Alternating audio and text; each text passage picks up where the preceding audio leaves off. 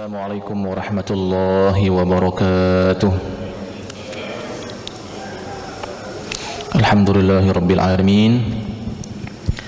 Wabihi nasta'inu ala umuri dunya waddin. Wassalatu wassalamu ala ashrafil anbiya'i wal mursalin, sayyidina wa habibina wa syafi'ina wa maulana Muhammadin sayyidil mursalin wa ala alihi wa sahbihi wa sallim taslima. Allahumma rabbana inna nas'aluka ilman nafi'a wa rizqan tayyiba wa amalan mutaqabbala birahmatika ya arhamar rahimin. Allahumma rabbana faqihna fid din wa 'allimna at-ta'wil wahdina ila sawa'is sabil birahmatika ya arhamar rahimin. Ma'asyiral muslimin wal muslimat, hadirin wal hadirat, bapak-bapak dan ibu-ibu, jamaah salat subuh di Masjid Baitur Rahman, yang mudah-mudahan semuanya dalam limpahan rahmat dan karunia Allah Subhanahu wa taala. Alhamdulillah, di subuh kali ini kita bertemu kembali setelah sebelumnya kita selesai dari melaksanakan ibadah salat subuh berjamaah. Dan waktu subuh kita di pekan-pekan ini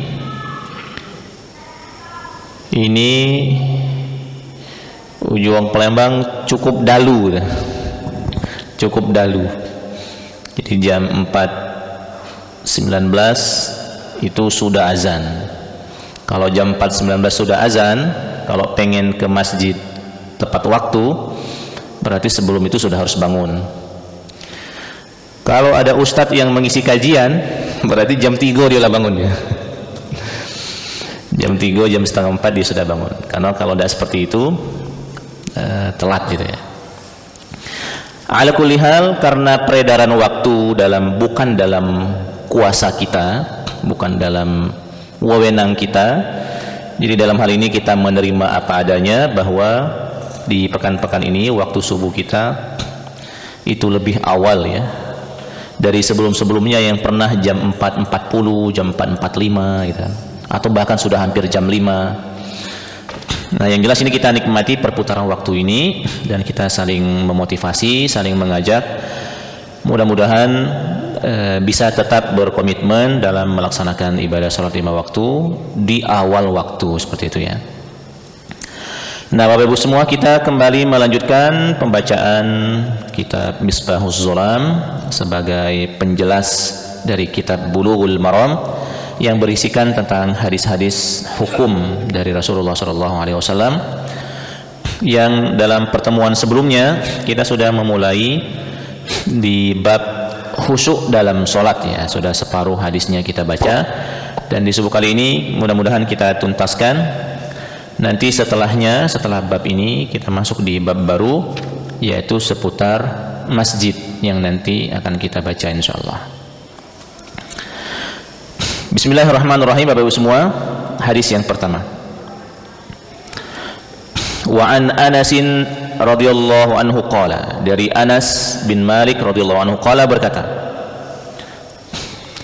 qala Rasulullah sallallahu alaihi wasallam, Rasulullah sallallahu alaihi wasallam bersabda,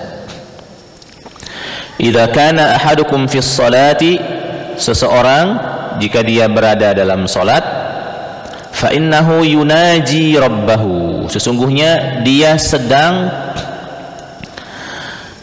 bermunajat kepada Tuhannya. Jadi orang kalau dalam sholat dia sedang bermunajat dengan Allah Subhanahu wa taala. Bermunajat itu apa? Bahasa Arab ini naja yunaji, akhirnya jadi bahasa Indonesia. Bermunajat, menghamba, menundukkan diri, berharap gitu kan. Berharap rahmat, bermunajat, berdoa. Orang kalau dalam sholat, kata Rasulullah SAW, dia sedang bermunajat kepada Allah Subhanahu wa taala. Maka untuk itulah, fala yabsuqanna baina yadayhi wala an yaminihi, janganlah kiranya dia yabsuqanna. Yabsuqanna ini meludah sebenarnya ya. Meludah. Baik meludah yang ada ludahnya, atau meludah yang tidak ada ludahnya tapi hanya sebatas misalnya mengeluarkan, misalnya ada benda kecil seperti itu ya, tapi yang dikeluarkan benda kecilnya saja. Maka kata Rasulullah SAW, janganlah dia meludah baina yadaihi, di hadapannya. Jadi jangan meludah di hadapannya. Wala an yaminihi, jangan juga meludah ke sebelah kanannya. Walakin an shimalihi tahta qadamaihi. Tetapi kalau seandainya memang terpaksa, maka solusinya adalah di sebagian kiri, di bawah kakinya. Jadi sebagian kiri di bawah kakinya. Muttafaqun alaih. Hadis riwayat Imam Bukhari dan Imam Muslim. Nah, Bapak Ibu semua, ini hadis yang pertama dari Rasulullah SAW.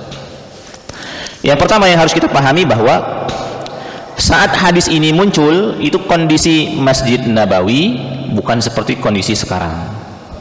Saat hadis ini ada, kondisi Masjid Nabawi itu masih beralaskan, berlantaikan pasir, tanah pasir.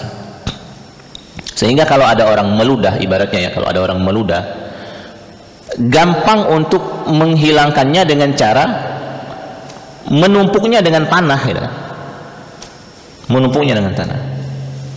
Tapi kalau sekarang dengan kondisi Masjid Nabawi yang mirip dengan kondisi hampir semua masjid, sudah berlantaikan keramik, sudah ada hambalnya, saya kira dalam kondisi seperti ini sudah tidak patut untuk meludah, gitu kan, baik di hadapan depan maupun di kanan maupun di kiri, karena nggak mungkin meludah, apalagi meludah yang ada air liurnya, itu nggak mungkin. Makanya dalam kondisi seperti ini, jika memang seandainya ada ludah yang harus dikeluarkan dan memang berbentuk ludah, berbentuk air liur, apalagi dicampur dengan ingus misalnya, nah maka lebih baik sekarang ini adalah mundur terlebih dahulu.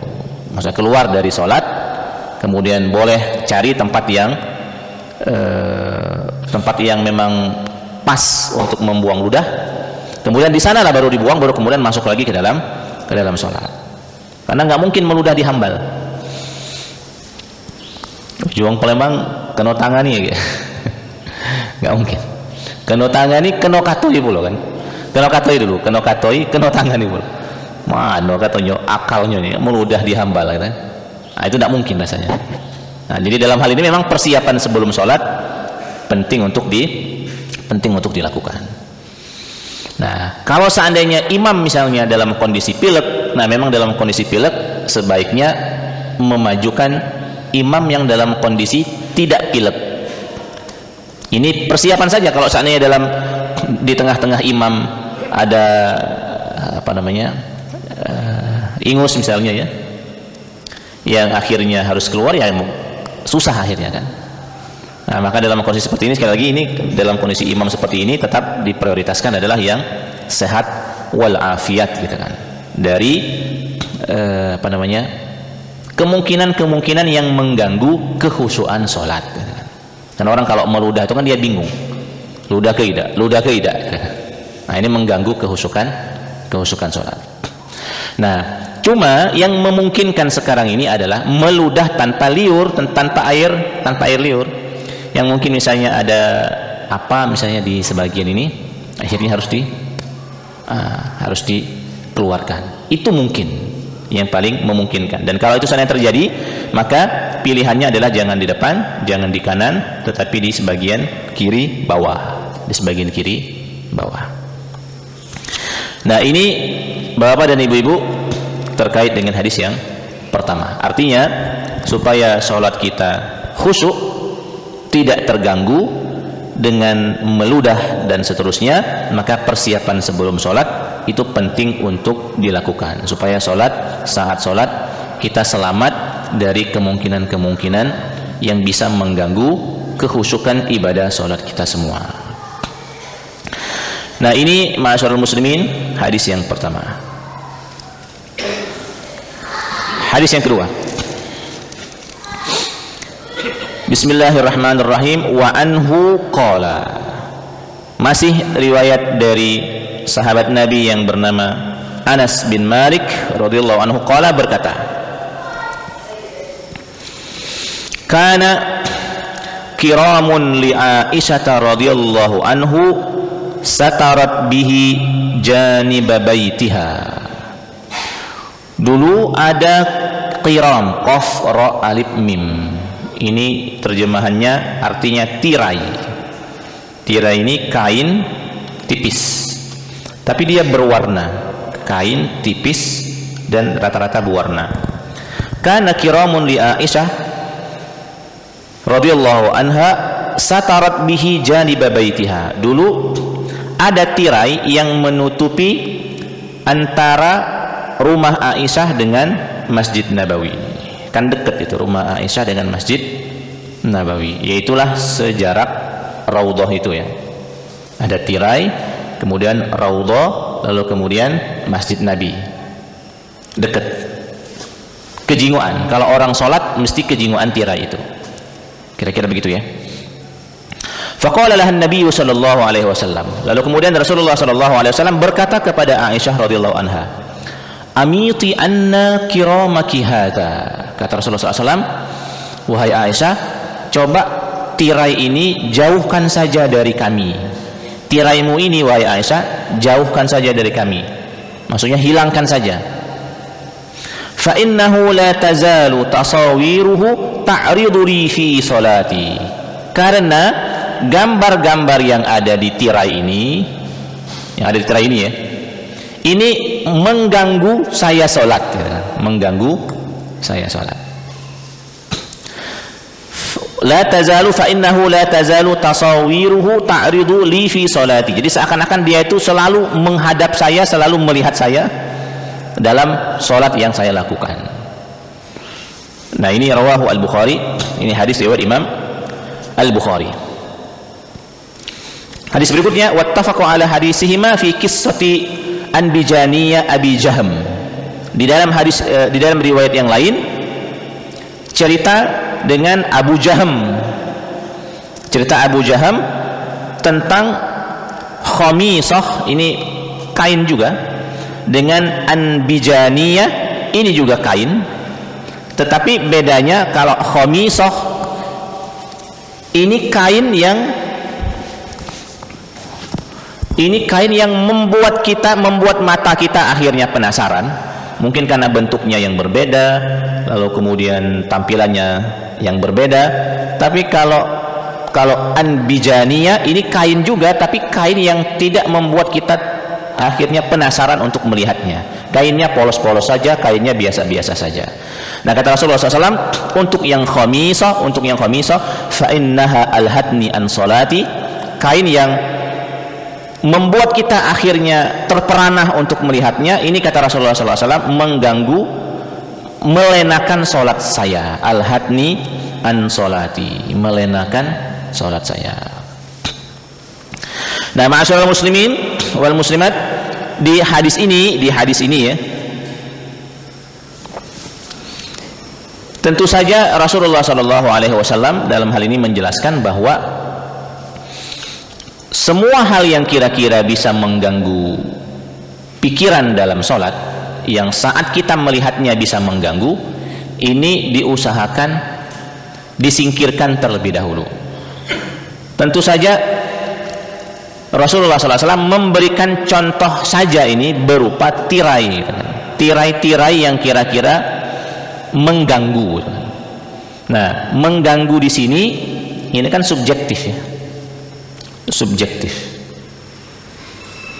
Ada yang menurut orang mengganggu, tapi ada yang menurut orang tidak mengganggu.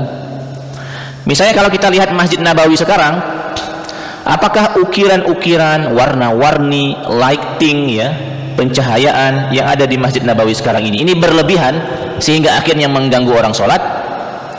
Kan kita bisa menjawab, apalagi yang pernah umroh, kita bisa menjawab apakah kita saat sholat di Masjid Nabawi dengan kondisi masjid seperti itu mengganggu atau tidak? Jawabannya enggak, jawabannya tidak. Karena perhiasan atau hiasan-hiasan, warna-warni, ukiran-ukiran yang dibuat di Masjid Nabawi dan di Masjid Baitur Rahman secara khusus kita pada subuh kali ini bukan sesuatu hal yang membuat kita misalnya aneh gitu. Aneh, karena ini sudah sangat akrab dengan kita. Ayat Al-Quran ini sudah sangat akrab dengan kita. Kondisi-kondisi seperti ini. Justru kalau seandainya ada model hiasan-hiasan, tirai-tirai misalnya yang agak aneh, walaupun sebenarnya dia kecil, nah yang seperti ini biasanya akan mengganggu pikiran. Contohnya misalnya begini, kita misalnya sholat, kalau sholat di depan kita pakai baju batik, kita sudah biasa pakai baju batik biasa. Tapi kalau di depan kita ada orang sholat, dia menggunakan salah satu baju misalnya dengan tulisan singkat, tapi tulisan singkat ini cukup mengganggu perhatian gitu. Saya misalnya tulisannya coblos saya misalnya kan. Nah, tulisan coblos saya ini saya kira kalau kita Allahu Akbar misalnya kan memang kita fokus ke tempat sujud ya. Tapi sesekali boleh kita melihat imam ke depan. Ketika kita melihat imam ke depan, ada tulisan coblos saya gitu kan. Kadang-kadang ini hati nggak bisa untuk melewatkan, mesti kebaca. Siapa pula minta coblos ini kan. Nah, jadi akhirnya ini walaupun dia kecil tapi model seperti ini sifatnya mengganggu. Nah, yang sifatnya mengganggu ini boleh dihilangkan sementara waktu gitu kan. Sementara kita sholat. Ini contohnya. Nah, makanya tirai yang dipasang oleh Aisyah radhiyallahu anha, kata Rasulullah SAW, ini kayaknya agak mengganggu.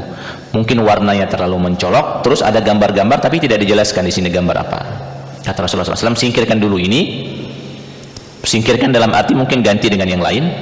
Nah, supaya saat orang sholat perhatian orang bukan ke tirai seperti itu ya. Nah, sebenarnya yang lain juga sebenarnya, sejadah misalnya. Ini kan sebenarnya motif hambal ini sebenarnya aman-aman saja. Saat kita sholat melihat hambal seperti ini aman-aman saja. Justru kalau seandainya misalnya ada sajadah, kemudian sajadahnya misalnya ada gambar-gambar yang asing misalnya. Kalau sekedar gambar kubah masjid itu biasa. Ya kalaulah seandainya ada gambar-gambar yang lain, maka sajadah yang model seperti ini boleh diganti terlebih dahulu. Atau misalnya dengan sajadah yang polos. Kalau seandainya memang subjektif, ada satu dua orang misalnya sholat di hambal yang model seperti ini misalnya agak membuat dirinya tidak fokus misalnya ya, mungkin dia bisa bawa sajadah polos model seperti ini, kemudian dia bentang di masjid ini. Tapi secara umum kalau saya pribadi untuk hambal yang model seperti ini aman insyaallah, tidak mengganggu secara umum ya, tidak mengganggu dari perhatian kita saat melaksanakan ibadah sholat. Nah, yang lain misalnya, ini sajadahnya bagus, sajadahnya anggap saja kadang-kadang polos atau ada warna-warni tapi warna-warninya masih aman. Nah, kadang-kadang yang justru membuat tidak fokus itu adalah benda-benda yang kita letakkan di depan. Tapi ini subjektif memang. Tapi menurut saya misalnya begini, kalau ada handphone yang kita taruh di depan kita, dan handphone ini terbuka, ini mengganggu, terbuka. Kalau seandainya mau naruh handphone, minimal ditutuplah. Selain dari nada deringnya dimatikan dan ditutup. Jangan dibuka begini, karena kalau dibuka begini, saat kita sholat melihat sajadah ada handphonenya. Nah, sekali waktu, apalagi kalau paket internetnya tidak dimatikan, ini kan sering muncul warna. Masuk WA group ada warna lagi. Masuk ada orang miss call apalagi ketahuan. Nah, itu mengganggu. Karena dia mengganggu kehusukan sholat, seharusnya memang sebaiknya tidak meletakkan HP di depan. Kalaupun seandainya mau meletakkan HP di depan, letakkanlah dalam posisi yang tertutup. Kacamata ini sebenarnya tidak terlalu mengganggu. Cuma kalau kita meletakkan kacamata di depan, kita sholat, nggak mengganggu. Di tengah jalan, ternyata ada anak-anak yang sholat di masjid. Ribut anak-anak. Ternyata anak-anaknya lari sampai ke depan. Ini mesti pikirannya nih kacamata ini. Tetijak kayak gitu ya. Tetijak. Mano harganya 5 juta kan? 10 juta. Yang seperti ini mengganggu. Makanya usahakan jangan naruh kacamata di depan. Apalagi misalnya, kadang-kadang ada Quran di saku. Aman, awal sholat aman. Saat ruku berbuk kan? Nih nyampak Quran kan? Saat sujud nyampak lagi Quran, dimasukkan lagi. Sujud berikutnya nyampak lagi, dimasukkan lagi. Habis sholat itu sholat kita kan? Masukkan, keluar. Nah, yang seperti ini walaupun sholatnya sah secara fikih, tapi secara kehusukan ini sudah agak mengurangi kehusukan. Jadi taruh dulu lah, amankan. Nah, kan memang ada sebagian masjid yang memang meletakkan pengumuman, jangan naruh tas di belakang, taruh tas di depan misalnya. Naruh tas di belakang juga nggak aman. Nggak aman taruh tas belakang. Allahu Akbar. Nih di mana tasku tadi kan? Ada dompet pula di belakang tuh nih, ada dompet pula di dalam tas itu. Nah, ini tidak aman. Ada laptop pula nih, ini laptop di belakang kan? Sekarang harga laptop tidak ada yang murah, 7 juta, 8 juta, 10 juta. Itu pun yang kualitas standar. Yang kualitas bagus 25 juta, 30 juta harga laptop. Jadi saat sholat kalau kepikiran laptop terus, nah ini tidak khusyuk dalam sholatnya. Taruhlah dulu di depan. Kalau mobil gimana Ustaz mobil? Ya mobil kan dikunci kan? Udah dikunci aman. Sandal gimana Ustaz? Nah, sandal ada tempat penitipan sandal, ada juga kalaupun tidak dititipkan, insya Allah sandalnya sandal yang sederhana lah gitu kan. Ada sepatu-sepatu yang bagus mungkin dititipkan di tempat penitipan. Nah ini Bapak dan Ibu, bagian dari usaha kita secara manusiawi untuk khusyuk di dalam sholat dengan cara menghilangkan hal-hal yang bisa mengganggu saat kita sholat, terutama hal-hal yang berada di lingkungan seputar tempat kita sholat. Nah Bapak dan Ibu, dan ini terutama ibu-ibu misalnya kalau sholat dalam kondisi meninggalkan masakan di dapur juga sama, jengok dulu masakannya. Kalau masih lama masaknya mungkin, tapi kalau masakannya sudah sebentar lagi mau masak, mau matang, mungkin pilihannya matangkan dulu masakannya, atau matikan dulu, atau kecilkan dulu apinya, yang sekira 10 menit yang akan datang masih aman masakannya. Nah ini sederhana tetapi perlu kita ingatkan untuk kenyamanan dan kekhusyukan kita dalam beribadah sholat khususnya. Baik Bapak-Ibu semua, ini hadis yang nomor 2. Hadis nomor 3. Bismillahirrahmanirrahim. Wa an Jabir ibn Samurah radhiyallahu anhu qala Rasulullah sallallahu alaihi wasallam, Rasulullah sallallahu alaihi wasallam bersabda, la yantahiyanna qaumun yarfa'una absarahum ila as-sama'i fi as-salati aw la tarji'u ilaihim. Kata Rasulullah SAW, hendaklah sebuah kaum, hendaklah orang yang selalu mengangkat pandangannya ke langit saat sholat itu berhenti. Hendaklah orang itu berhenti dari kebiasaan dia kalau sholat melihat langit, gitu kan? Aula tarji'u ilaihim, atau nanti penglihatannya tidak akan dikembalikan lagi oleh Allah Subhanahu wa taala. Maksudnya gara-gara dia jengok ke pucuk terus, khawatirnya kaget lehernya ini tidak bisa lagi jengok ke bawah, gitu kan. Nah, ini semacam ancaman, maksudnya berhentilah kalau sholat itu melihat ke atas. Jangan lihat ke langit. Nah, tapi standarnya adalah melihat tempat sujud, karena melihat langit ini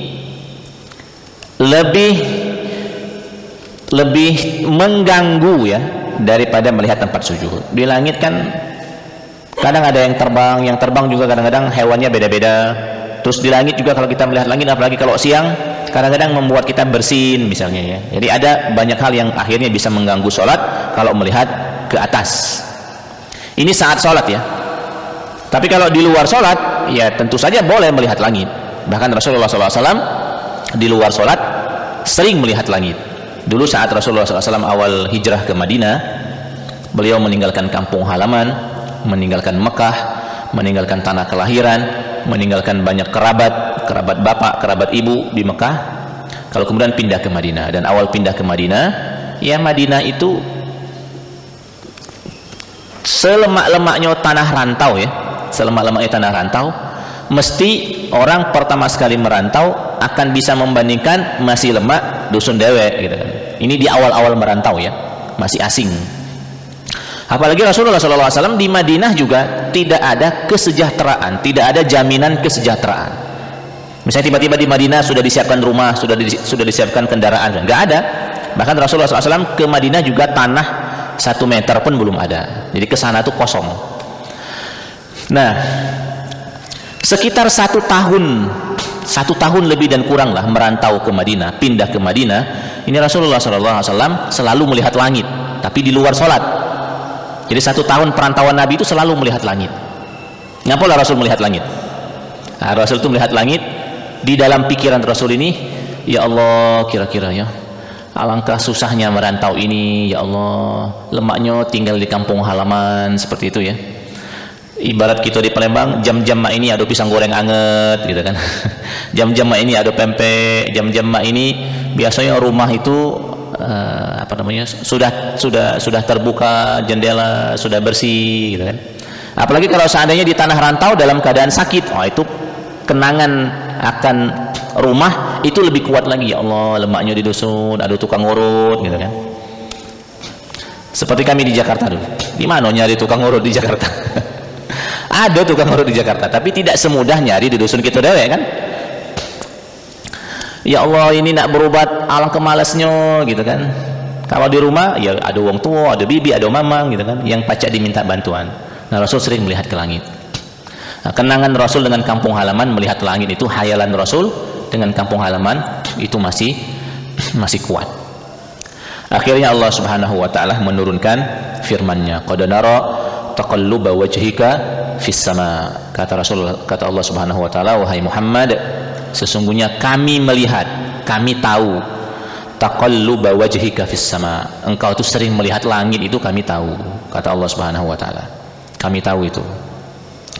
Nah, untuk itulah kata Allah Subhanahu wa taala, qad nara taqalluba wajhika fis sama falanuwalliyannaka qiblatan tardaha fawalli wajhaka syatral masjidil haram. Nah, ini subjektif namanya. Untuk itulah akhirnya Allah Subhanahu wa taala meminta Rasul sallallahu alaihi wasallam untuk pindah dari arah kiblat ke Baitul Maqdis, ke Palestina, menuju arah kiblat ke Masjidil Haram. Arah Masjidil Haram arah mana? Arah dusun Nabi. Jadi awalnya sholat Nabi itu menghadap ke dusun wong lain, sekarang disuruh menghadap ke dusun dewe. Ini kalau dalam istilah saya pribadi, sebagai obat rindu, jadilah walaupun belum pacak mode, belum pacak balik, dan memang tidak boleh balik, baru hijrah kan, baru hijrah. Nah, sekurang-kurangnya hati Nabi sudah terobati dengan cara sholatnya selalu menghadap ke arah dusunnya. Kan kita menghadap ke arah kiblat, ini arah dusun Nabi, ini arah kampung halaman Nabi, arah tanah kelahiran Nabi sallallahu alaihi wasallam. Nah, ini kalau di luar sholat, tapi kalau di dalam sholat jangan melihat ke langit.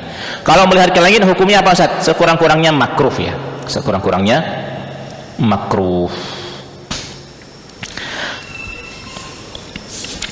Ini la yantahiyanna qaumun yarfa'una absarahum ila as-sama' fi as-shalah aw la tarji'u ilaihim. Jadi standarnya adalah melihat tempat sujud, sesekali melihat ke depan. Dan itu berlaku baik kita jauh dari Ka'bah atau kita di depan Ka'bah. Memang ada khilafiyah di antara para ulama, apakah kalau kita sholat di depan Ka'bah kita melihat Ka'bah terus atau tetap dalam pola yang standar. Nah, menurut mayoritas ulama tetap dengan pola yang standar. Standarnya melihat ke tempat sujud, sesekali melihat Ka'bah. Standarnya melihat tempat sujud, sesekali melihat Ka'bah. Begitu juga saat kita sholat berjamaah, standarnya melihat tempat sujud, sesekali mungkin kita ke depan melihat imam misalnya ya, melihat imam. Nah, begitulah ini ya standarnya. Kalau kiri dan kanan enggak, lebih dominan ke bawah, sesekali ke depan, untuk memastikan bahwa di depan masih ada wong gitu kan. Bahwa imamnya ruku apa sujud, bahwa imamnya sujud tilawah apa ruku. Kan nanti kalau seandainya imamnya ada sujud tilawah, kalau kita udah jengok kaget dikiranya imamnya ruku, kata imamnya Allahu Akbar, kita ruku, rupanya imamnya sujud. Saat imamnya Allahu Akbar berdiri lagi, ngapa tidak sami Allah liman hamidah kan? Nah, karena tidak tahu imamnya kan, karena imamnya tidak tahu.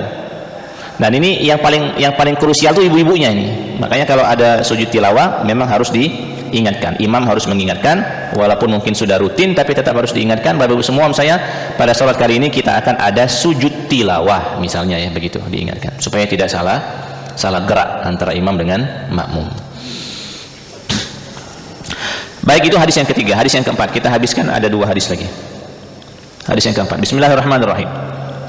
Walahu, masih dari Jabir bin Samurah radhiyallahu anhu, an Aisyah radhiyallahu anha qalat, juga dari Aisyah radhiyallahu anha berkata, sami'tu Rasulullah sallallahu alaihi wasallam, saya mendengar Rasulullah sallallahu alaihi wasallam bersabda, la salata bihadrati ta'amin wala huwa yudafi'ul akhbathan. Tidak ada salat, maksudnya tidak sempurna salat bihadrati ta'am, sedang makanan sudah hadir. dalam kondisi makanan sudah hadir. Tidak sempurna sholat dalam kondisi makanan sudah hadir. Wala huwa yudafi'ul akhbasan, dan juga tidak sempurna sholat jika dia menahan akhbasan, menahan, membuang dari saluran depan, atau menahan membuang sesuatu dari saluran belakang. Jadi tidak dianggap sempurna.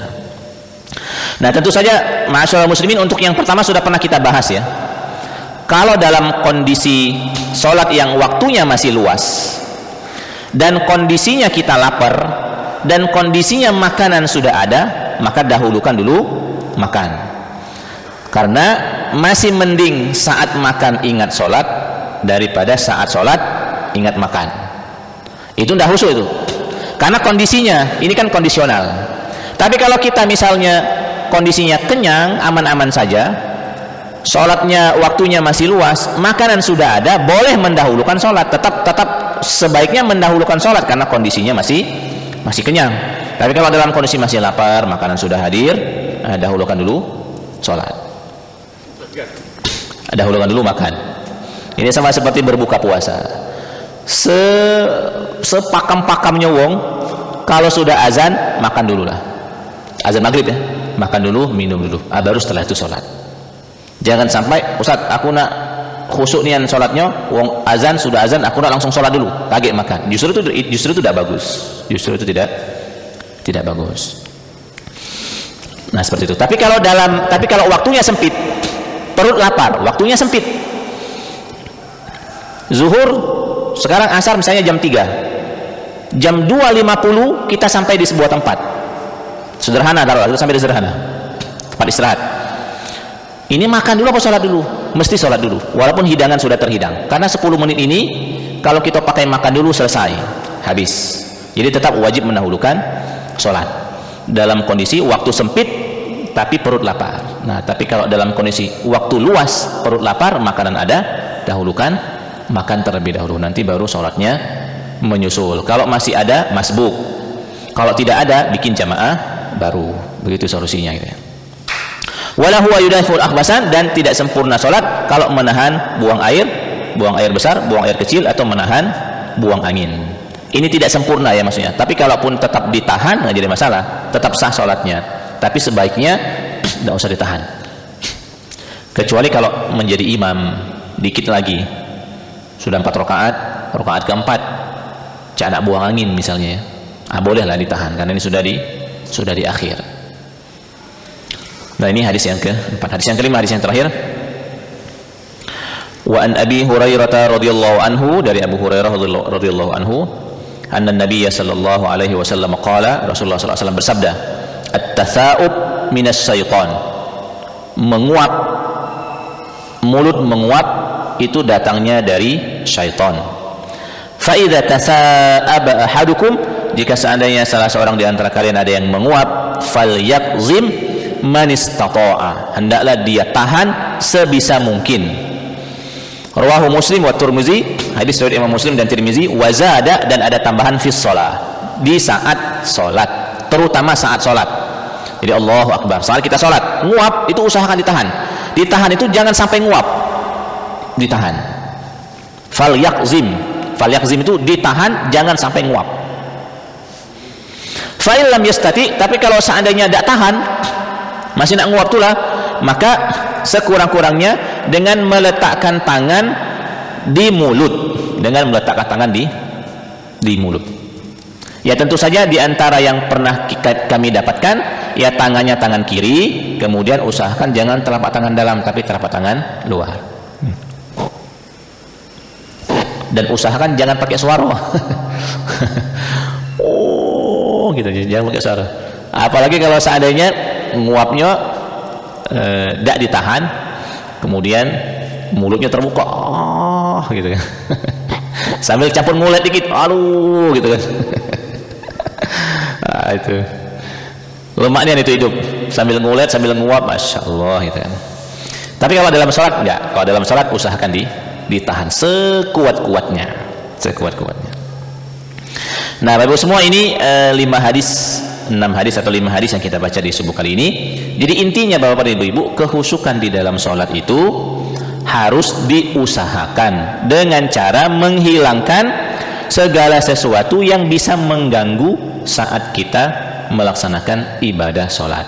Jadi ini pangkal dari sebuah kehusukan. Jadi di dalam kitab Bulughul Maram ini, di dalam Misbahus Shalam ini, Imam Ibnu Hajar Al-Asqalani dengan Ki Haji Muhammad Muhajirin Amsar ini memberikan kepada kita jalan awal menuju kehusukan.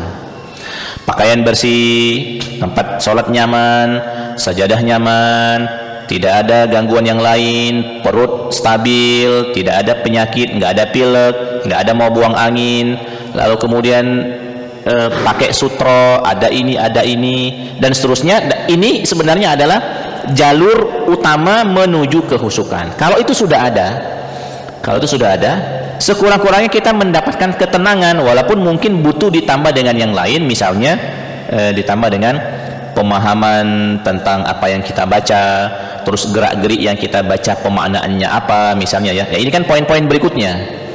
Tapi secara sederhana yang harus kita kejar pertama sekali itu adalah mengkondisikan diri saat kita sholat jauh dari gangguan-gangguan yang bisa mengganggu kehusukan sholat. Nah, kira-kira itu secara umum ya yang bisa kita sampaikan di subuh kali ini. Mohon maaf atas segala kesalahan dan kekurangan, kepada Allah Subhanahu wa taala kita mohon ampun. Jika memang ada hal yang mendesak untuk ditanyakan, kami persilahkan. Ya, boleh. Ya, sebentar, ada yang diumumkan, Pak. Cek. Terima kasih. Assalamualaikum warahmatullahi wabarakatuh. Assalamualaikum warahmatullahi wabarakatuh. Ya, maaf Ustaz sebenarnya, tapi di luar tema sedikit mengenai hijab tadi. Hijab atau tirai. Hijab di dalam masjid itu, Pak Ustaz, antara batas laki-laki dan wanita. Kadang-kadang kami melihat di beberapa masjid, kalau pas Ustaz ceramah atau memberikan tausiah, hijab itu dibuka. Mohon penjelasan Pak Ustaz. Terima kasih. Wassalamualaikum warahmatullahi wabarakatuh. Waalaikumsalam. Baik. Saat sholat hijabnya ditutup, macam tabir seperti ditutup. Saat ada aktivitas ceramah, tabirnya dibuka. Itu gimana Ustaz? Boleh-boleh saja. Mau ditutup boleh, mau dibuka boleh. Misalnya mau dibuka atas dasar dalam bab pengajaran, jamaah boleh melihat lawan jenis. Lawan jenis boleh saling melihat dalam konteks taklim. Apalagi saat kita berada di masjid, kita berada dalam kondisi terbaik, maksudnya aurat kita tertutup. Muka ini adalah bagian yang boleh dilihat bagi perempuan, ya. Boleh melihat wajah perempuan dengan kebutuhan, dan belajar mengajar ini bagian dari kebutuhan yang membolehkan kita melihat muka lawan jenis.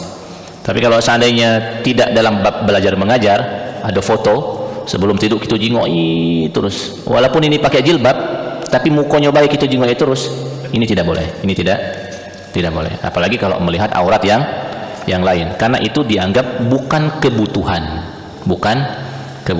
tapi itu sudah memfasilitasi jalur kemaksiatan.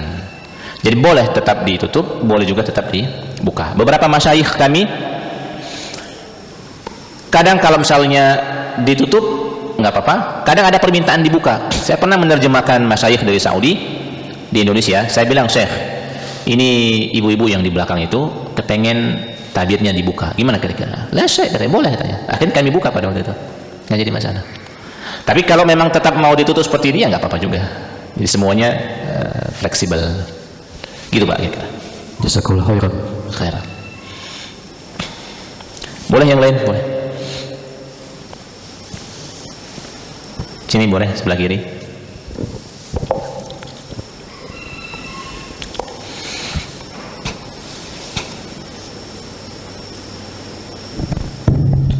Terima kasih. Assalamualaikum warahmatullahi wabarakatuh. Assalamualaikum warahmatullahi wabarakatuh. Mohon maaf sebelumnya Ustaz, ini pertanyaan saya ada kaitannya dengan pertanyaan Bapak itu tadi mengenai saf laki-laki dan perempuan.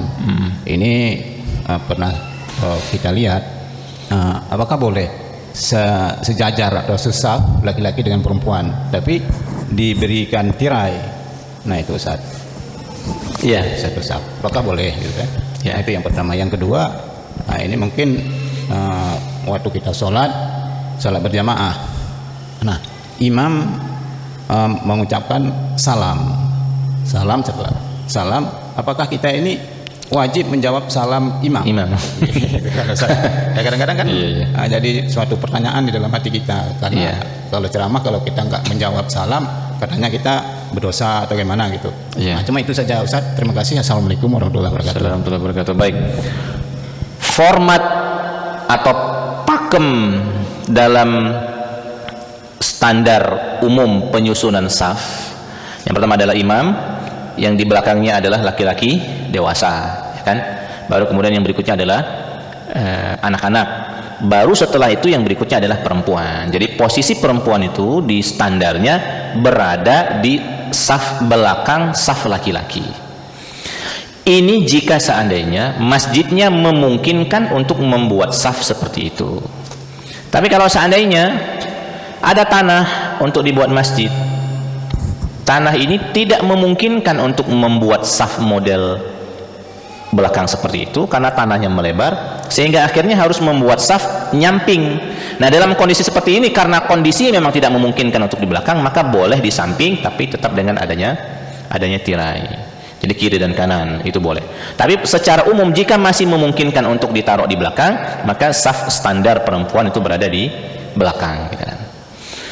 Seperti itu, Pak. Nah, berikutnya apakah wajib menjawab salam imam?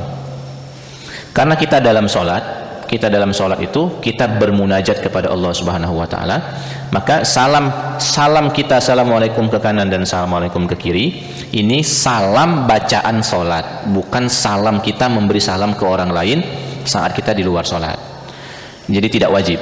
Jadi justru masing-masing di antara kita, imam salam bukan menjawab salam juga. Imam assalamualaikum warahmatullahi, makmum assalamualaikum warahmatullahi juga.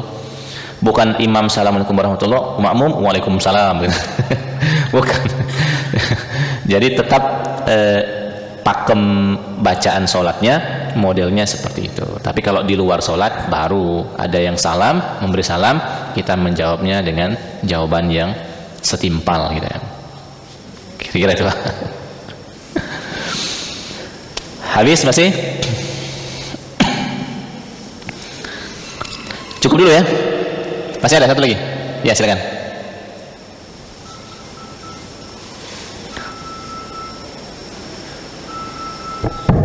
Assalamualaikum Ustaz. Waalaikumsalam. Saya mau tanya singkat saja, di dalam sholat itu kita harus khusyuk, tumaknina, dan satu lagi khudu gitu ya. Mohon penjelasannya secara agak detail apa itu maksud dengan khudu itu. Iya. Terima kasih. Iya. Khusyuk dengan khudu hampir mirip lah.